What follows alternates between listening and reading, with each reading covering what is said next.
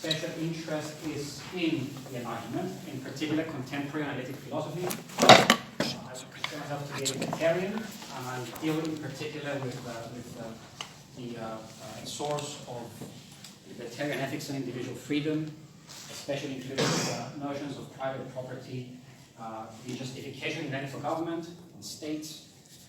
And so I'm here to give you a presentation on what I think I have some expertise in, on Locke's theory of private property. So let's begin.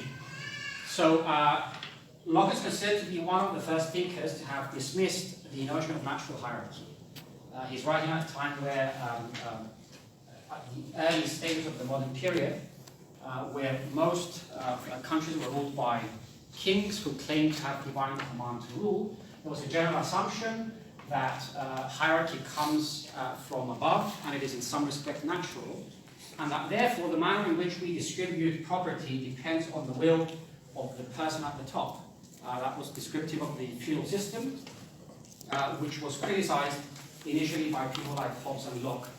And essentially Locke might be considered to be the father of classical liberalism and of the moral foundations of capitalism in some respect, at least the early capitalism. So his theory of private property is fundamental to his thought and to the Enlightenment tradition in general, since the Enlightenment is generally considered to be, or to be coming hand in hand with the notion of free markets, individual freedom, autonomy, limited government, representative democracy, and so forth.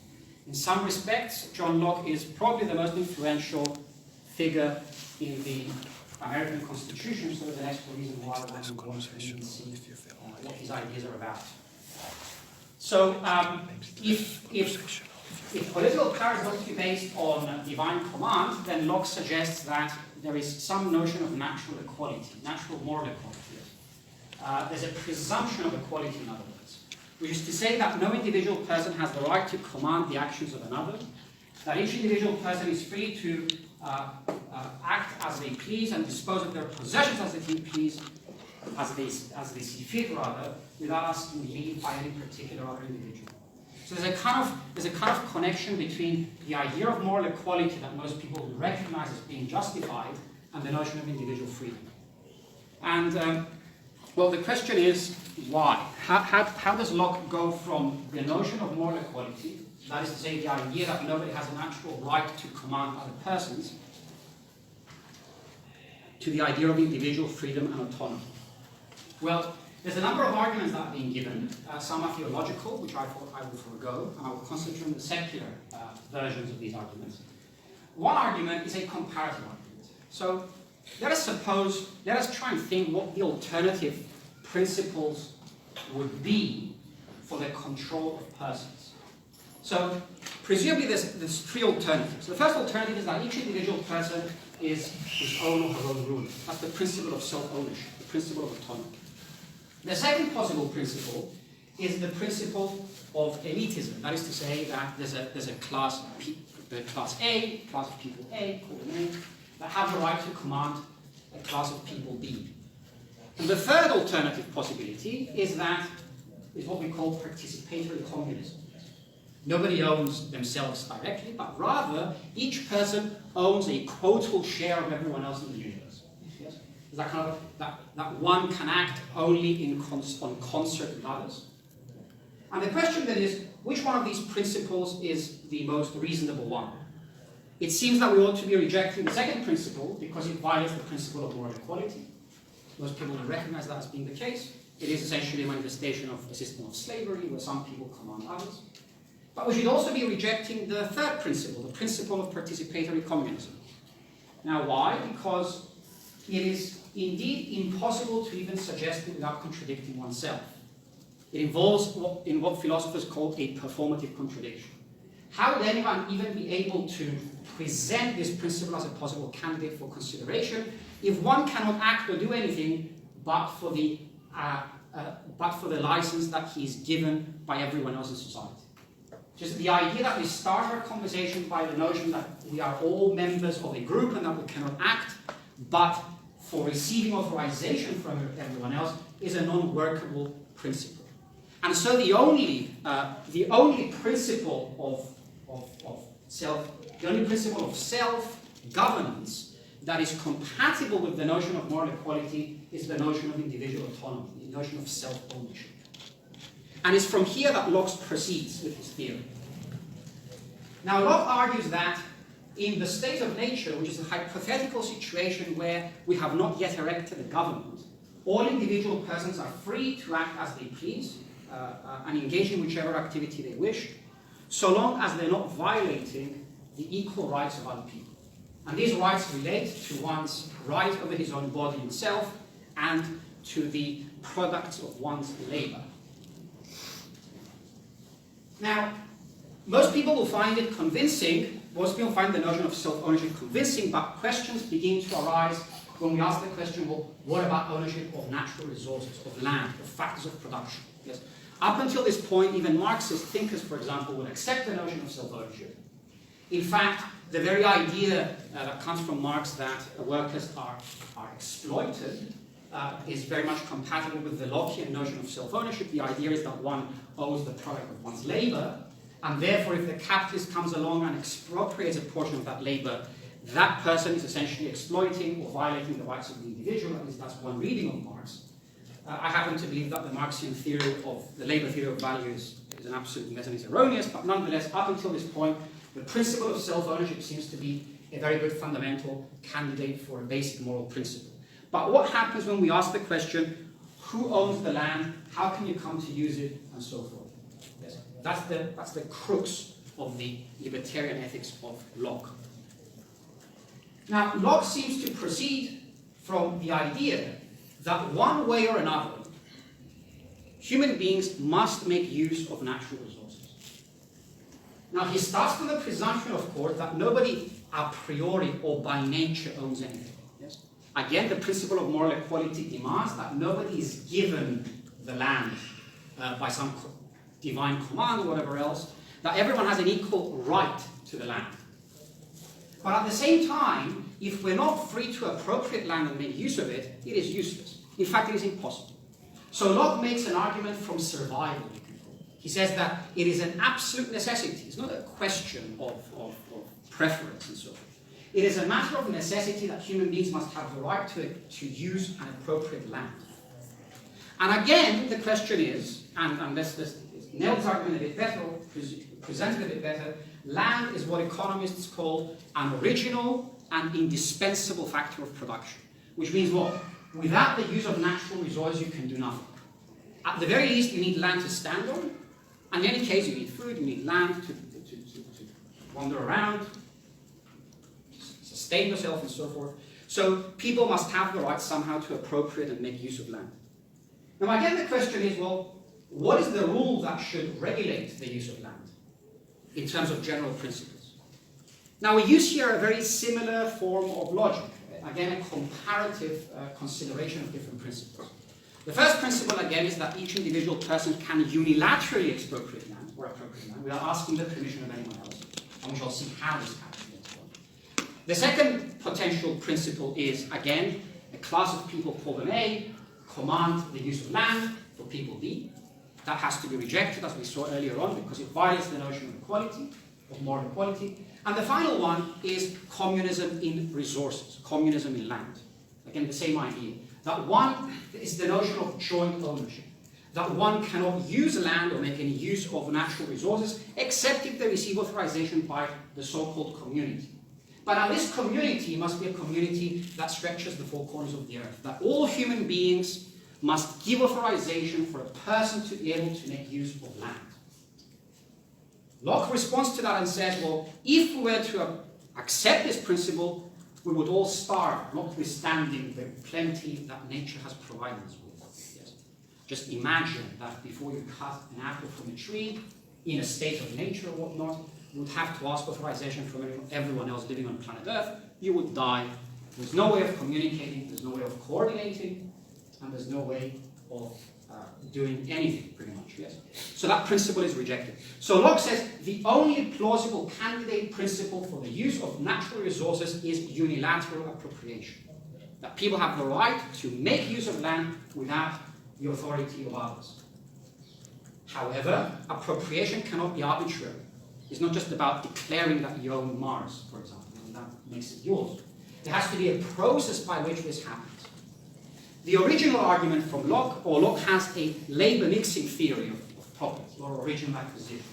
Something becomes your own when you mix your labor with it. You own your body and mind, and therefore you own your own labor, and therefore if you mix your labor with an unowned resource, that resource becomes your own.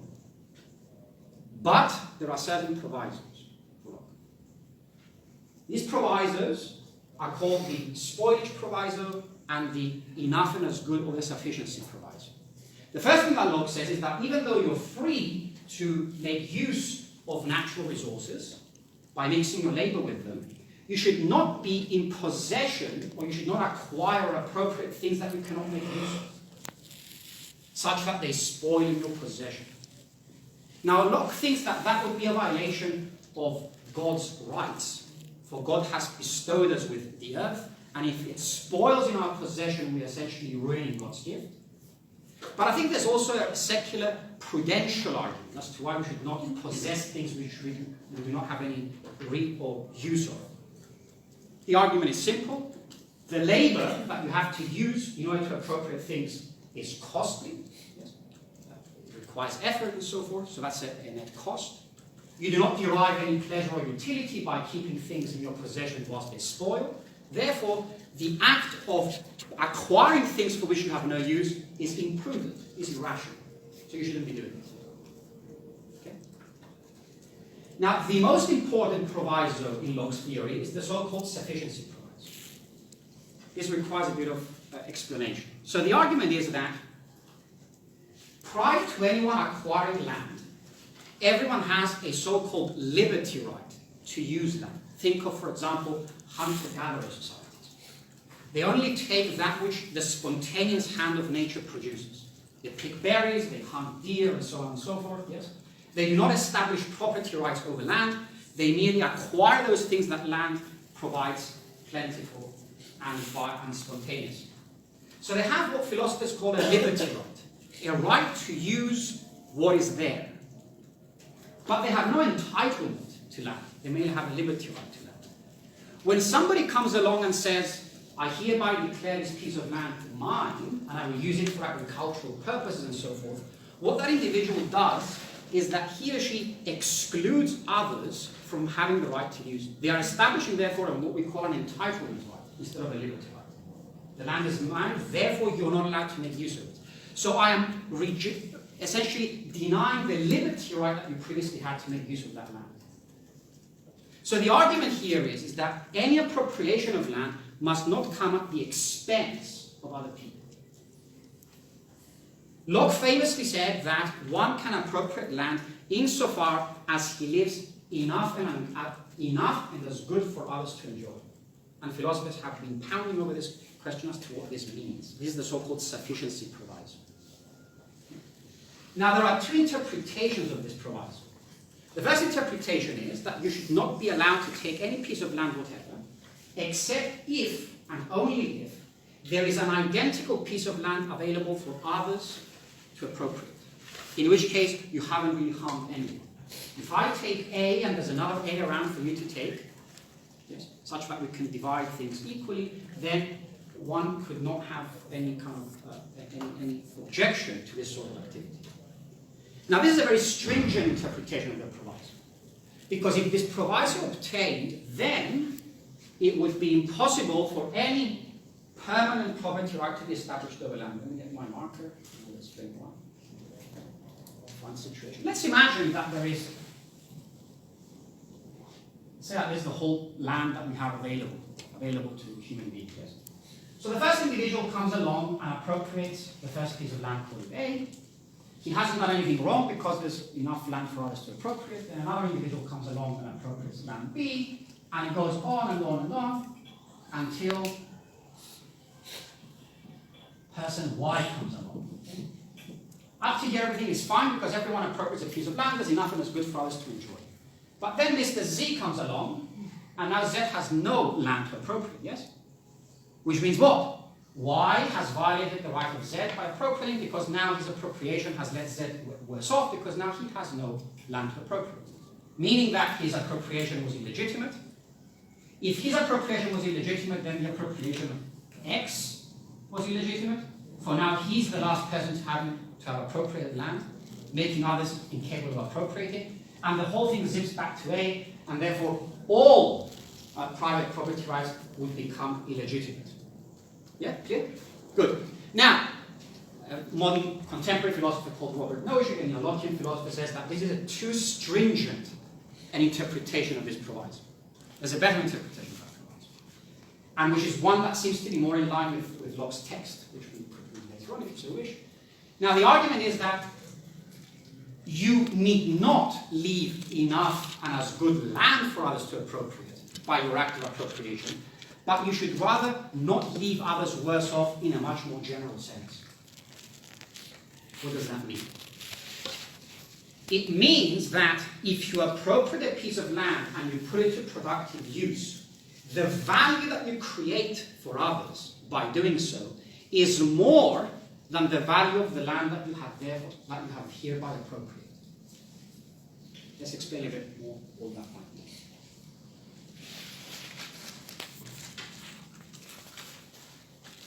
Now, appropriation of land is absolutely necessary, says Locke, for the voluntary creation of capital. Capital is productive material that is produced by human beings. So in modern society, capital is things like offices and machines and tools and so on and so on. This is what we call capital, as opposed to bare land. Okay? So Locke's argument is that the only way that you can voluntarily create capital is by means of being able to appropriate land. How's that? How do capital goods come about in the first place?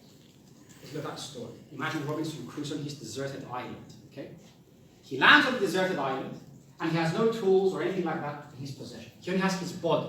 He only has labor, and there's also land that he can make use of. Let's suppose that the best source of food on that island is a lake that has fish, maybe trout.